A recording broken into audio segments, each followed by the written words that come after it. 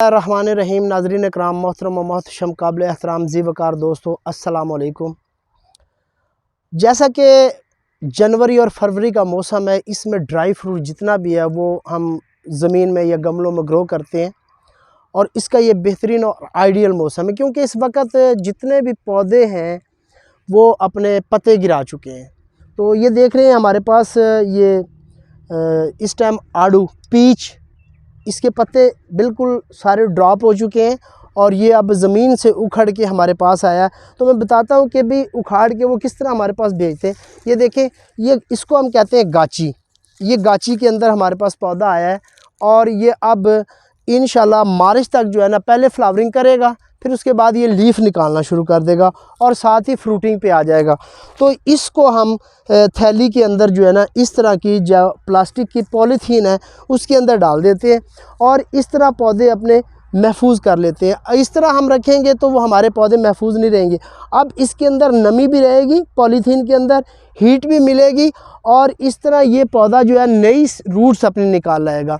आप थोड़ा सा नज़दीक आए तो मैं अब थोड़ा सा दिखाता हूँ कि जब हम नया पौधा चेंज करते हैं तो उसके लिए हमें रेतली मिट्टी का इस्तेमाल करना होगा। ये देखें, बिल्कुल रेतली मिट्टी है, इसके अंदर किसी किस्म की कोई फर्टिलाइज़र नहीं डाली।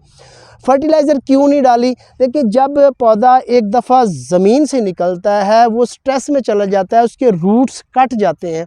जब रूट इसके कटेंगे तो पौधा एकदम स्ट्रेस में चला जाएगा, यानी कि रिवर्स हो जाएगा। तो अगर इसके अंदर हम गोबर खाद का इस्तेमाल करेंगे या NPK, DAP या कोई और फर्टिलाइज़र का इस्तेमाल करेंगे तो जब ये अपने नए रूट्स निकालता है तो वाइट रेशे होते हैं, सफ़ेद बिल्कुल वाइट रेशे होते हैं जब नई जड़ें निकलती हैं। अगर वो गोबर के ऊपर या फर्टिलाइज़र के ऊपर रेशे आ जाते हैं तो पौधा आपका डेड हो जाता है, यानी कि वो जल जाता है, क्योंकि उसको तेज़ाबियत ज़्यादा मिल जाती है और जड़ें बिल्कुल नाजुक होती हैं। नाजुक जड़ें जो हैं वो बर्दाश्त नहीं करती कोई भी। देखें, आप पेशेंट को हैवी खुराक देते हैं ना तो उसको बर्दाश्त नहीं होती, वो मोशन लग जाते हैं उसको। इसी तरह हमारे पौधे भी जो है ना, वो आप इस वक्त इसको हैवी डोज देंगे या हैवी खुराक देंगे तो ये पौधे हमारे मर जाएंगे। बजाय पत्ते निकालने के ये नीचे से रूट्स अपने गला देगा, ख़त्म कर देगा और पौधे हमारे मर जाएंगे।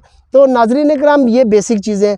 दूसरी बात ये है कि ये ऊपर जो हमने इसके ये घास फूस लपेटा हुआ, ये क्यों नहीं निकाल रहे? ये भी आपके सवाल ज़हन में आ सकता है। तो नाज़रीन इकराम, जैसे जैसे पानी लगेगा ये डीकम्पोस्ट होता रहेगा और ये फर्टिलाइज़र का काम करेगा। ये जो हमने घास फूस इसके अंदर ये ऐसे ही भर रहे हैं, जैसे मैं यहाँ से दिखा देता हूँ आपको।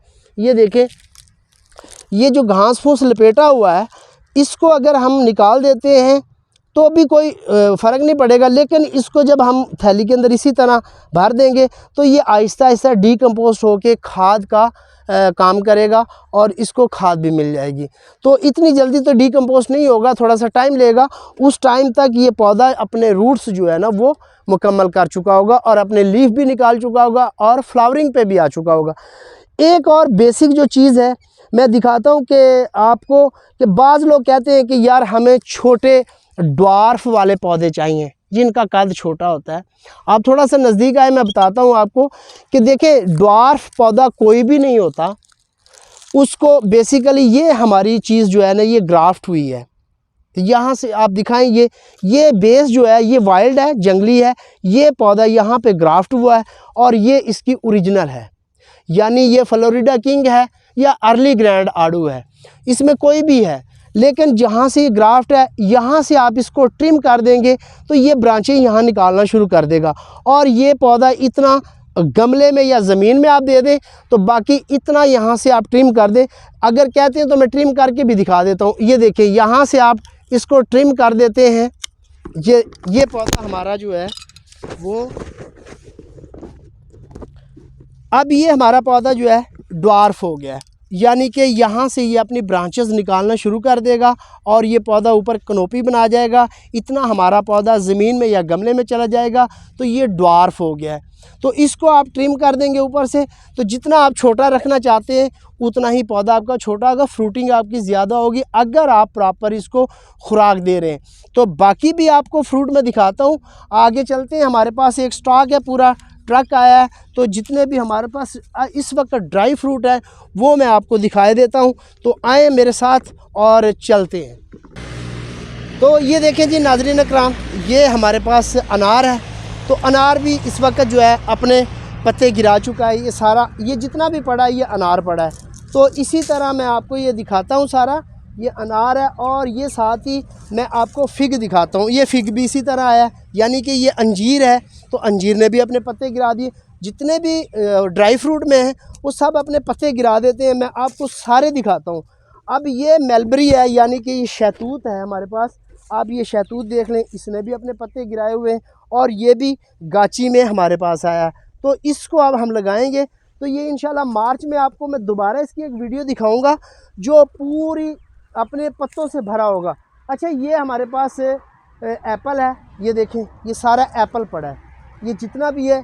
लेकिन एप्पल ने भी अपने पत्ते गिराए हुए हैं। ये देखें, ये सारा एप्पल है। और इस साइड पे जाएं तो ये सामने नाशपाती पड़ी है, जिसको हम पेयर कहते हैं। और यहाँ पे ये क्विंस है। नाज़रीन इकराम, ये क्विंस है, यानी कि बही, जिसे सफ़रे जल भी कहते हैं। ये सफ़रे जल है, ये नाशपाती है। आगे खुबानी पड़ी है। और ये साथ ही हमारे पास ये देखें इधर, ये भी खुबानी है, ये खुबानी है। और ये हमारे पास एप्पल है। ये देखें, ये भी एप्पल है। और ये काला कल्लू है इसमें। फिर दूसरा वाइट वाला भी है। और ये फिग पड़ा है। फिर ये लुकाट है। और इसी तरह ये सारा इधर ये भी फ्रूट पड़ा है। ये देखें, ड्राई फ्रूट बहुत ज़्यादा है। ये सारे प्लांट बिल्कुल सही है, लेकिन ये डोरमेंसी में चले जाते हैं। जैसा कि दिसंबर होता है उस वक्त ये अपने लीफ गिरा देते हैं। अब मैं आपको दिखाता हूँ कि इटालियन जो पॉपुलर है, ये देखें, ये इसकी लकड़ी जो इस्तेमाल में आती है बड़ी बेहतरीन।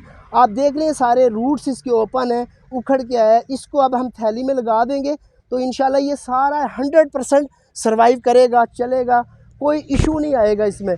अभी ये आप देख रहे हैं बिल्कुल ओपन पड़ा है, लेकिन इसको फौरी तौर पे थैली में भरना चाहिए।